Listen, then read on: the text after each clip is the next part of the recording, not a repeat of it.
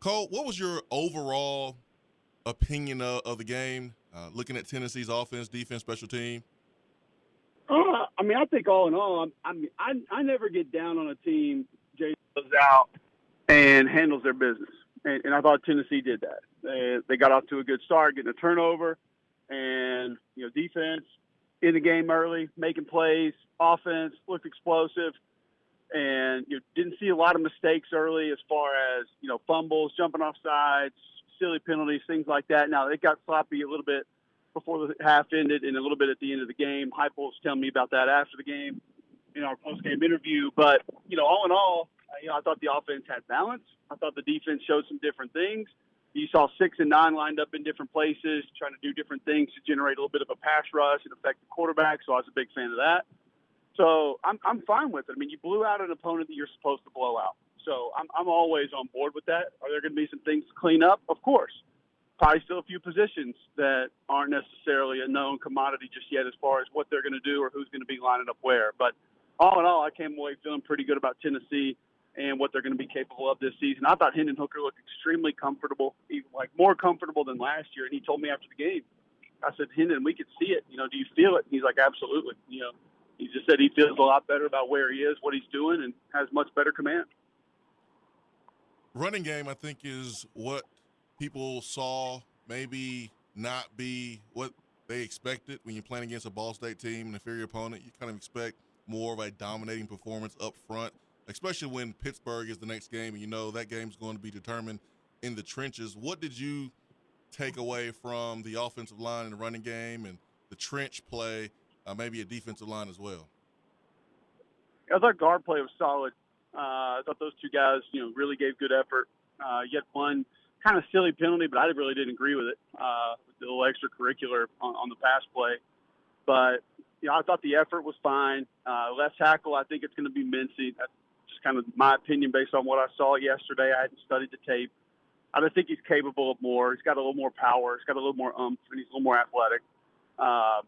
And I think last night what you saw was a lot of the big runs were basically created by space and alignment and maybe some misfits by the defense. It's going to be very different when you get, a 270-pound defensive end or a 240-pound outside linebacker that's going to be taking on some of those pulling guards and tackles. That's not going to be the same kind of collision, and you might not be able to create the same kind of space. But, they executed well as far as – I didn't see any bust last night from anybody up front on that offensive line. I didn't see anybody go the wrong way. I didn't see anybody just turn a guy loose.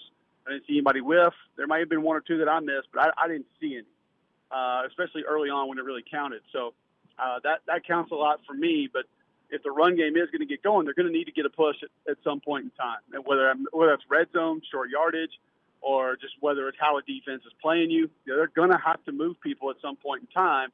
Didn't feel great about that part of it last night. But again, it's game one. I'm not gonna hit the panic button on that. Yeah, so that's probably the start of it. We're talking to Cole Cubelic with ESPN, was on the sideline with the SEC Network for Tennessee Ball State. Week 1 to week 2. Next up is a Power 5 team, Pittsburgh. What are questions you have, things you'll be looking for from Tennessee for the Vols to try to pull off a win at Pitt next week? Yeah, winning the line of scrimmage again, but on both sides of the ball. It's a really good defensive line that you're going to face. So that offensive line is going to get their sometimes we kind of question whether or not it's going to be a real test or not. This will be a real test. We'll find out just maybe how good they can be by how they deal with this Pitt front. In a Pitt offensive line that's solid. I'm not going to say they're great. It's not going to be as good as some that they'll see in the SEC, but it's a solid offensive line. So I want to see Tennessee's defensive line be disruptive. I want to see if they can find ways to get to Keaton Slovis and disrupt his rhythm and his timing and maybe force him to a couple of turnovers. And we didn't see everything we're going to see. So that's the other hard part about it is we don't know exactly what the plan is going to look like for that team. But I feel pretty good about the number of receivers that Tennessee is going to be able to offer. I would have liked to have seen those guys. I'm interested to see what Jason feels about this, having played the position. I kind of wish that we would have let the, 2, 3, and 4. We know who number 1 is. We know that Tillman's going to be that guy. I kind of would have liked to have seen, Brew McCoy, Squirrel White, Jalen Hyatt, maybe go a little more and get a few more targets a little bit later in the game, even if it wasn't from Hendon Hooker, just to kind of maybe help solidify, okay, this is going to be our number 2. This is the guys we can rely on. I know they have a lot of confidence in all those young men, but just kind of wanted to see a little bit more of them. Maybe that's just selfish on my part, but they're going to have opportunities down the field because I do think Tennessee will be able to run by some of Pitt's DBs. It's going to be a matter of whether or not Hendon Hooker has time in the pocket to be able to deliver it. Cole, you was wide open yesterday, man. I think big reason why is because of those smelling salts. I got a chance to get a taste of that, I guess, and experience that. That's something right there. The folks that don't know what's coming, it hits you really hard. And you got the ones that you break, you crack them and then you kind of smell them. And, that lasts for about 5 or 6 seconds. But the little jar that I've come across now that I feel is probably about 20 times more potent than those, if you get the right dose of that in your nostrils, I mean, it does something to you. It'll take your breath away. And I feel like you got a pretty decent little punch to the gut on that last night. I didn't mean to give it to you like that. I thought you knew what you were kind of getting into. And but like I said, it's more potent. Some people go a little bit further than they should, not really understanding what it's all about. But yeah, that's my little pregame ritual. We use that to get going every night, every game. That's kind of what we do. I had no idea, man. You gave it to me, and I saw like what I thought were like red gummy bears. So I was gonna, smell them, see if it was cherry or strawberry or watermelon or fruit punch. I didn't know what I was getting into. And it got you. I mean, I hit Peter Burns that thing at SEC Media Days, and it literally he sat in a chair for about 20 minutes. With his eyes were watering, and he said he thought something was wrong with his brain because he hit it so hard.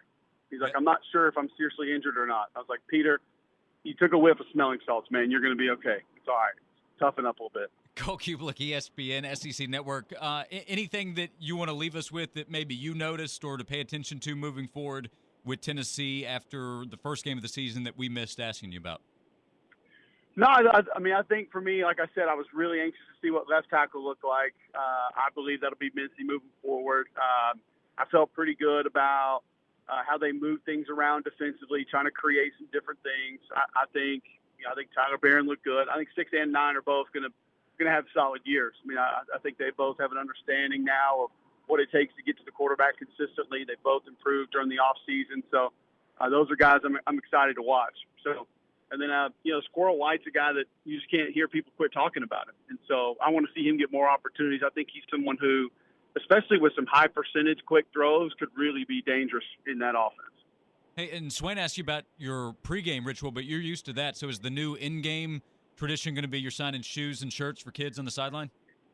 Well, I'm never going to turn, especially kids, down for autographs, especially when it's been 10 years since somebody's asked me for my autograph. So I was feeling pretty good about myself last night. Kind of got a little confidence boost going from the 7 and 8 year olds in the stands there at Neyland. Yeah, that's good. Did Mincy actually sign an autograph? Because the camera appeared to show that he didn't get the top off. So I guess you had to fill that spot for him.